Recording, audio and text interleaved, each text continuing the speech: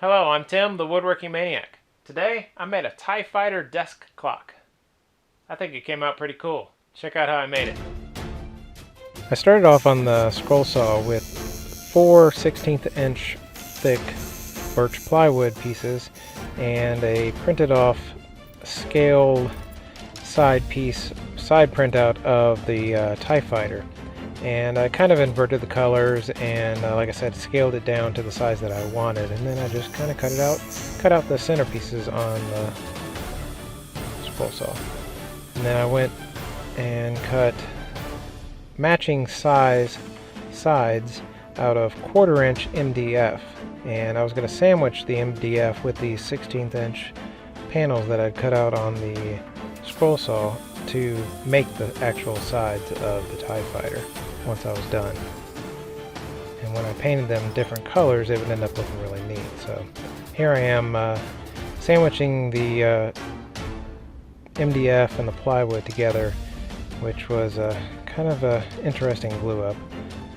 So just spreading out the glue here and making sure that one edge matched. I had one edge on the plywood that was flat on all 4 pieces, so that was the edge that I matched up, and then I matched up one corner and flattened that up using the table saw as the matching edge, tightened down one clamp and put clamps all the way around it. I used a lot of clamps on this one, so that was kind of fun. And I did the second one just the same. I just didn't bother showing that on video.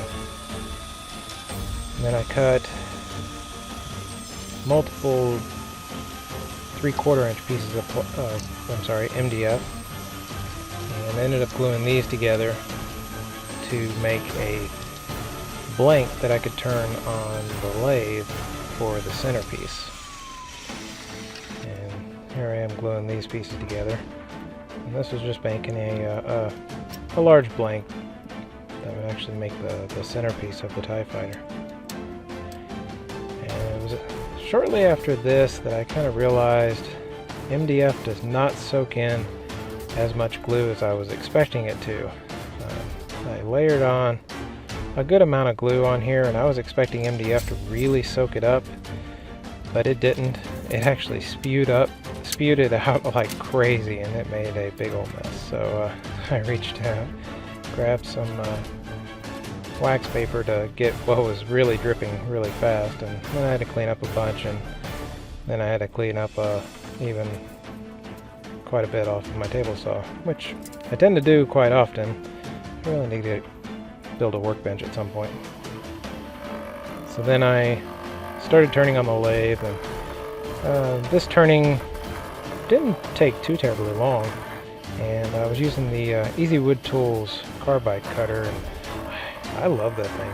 That cuts right through just about anything that I throw at it. And this is the first time I've ever turned MDF.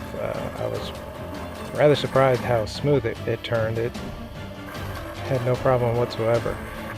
And I was not surprised as to how much dust it was creating. As you can see as it jumped here, I've got a nice pile of dust, and this is actually after I'd vacuumed I think twice now. There was dust all over the place. It was actually about the dustiest turning I have ever done, and that was kind of crazy. There was a lot of dust.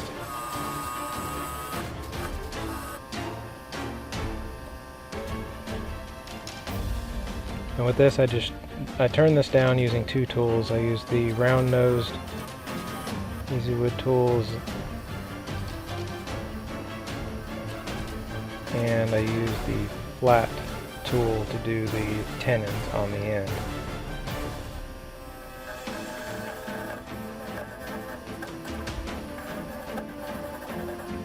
At the drill press, I used a clamp to hold my turning in place to drill out the hole for the clock insert.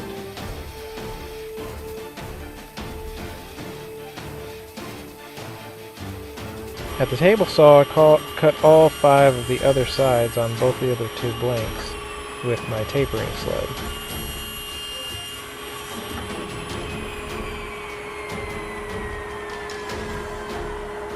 And then at the drill press, I drilled a 3/4 inch hole in the center about halfway through. This is for the tenons to fit from the center turning.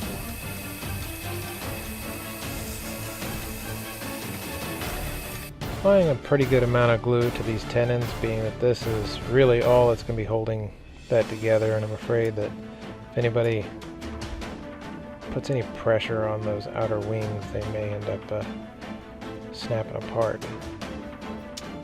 And the one thing I was wanting to make sure of is that the wings stay flat and parallel to one another.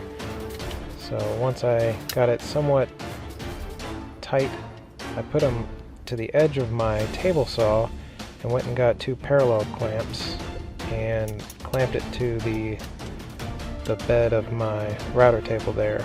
This way the wings stayed in place parallel to one another.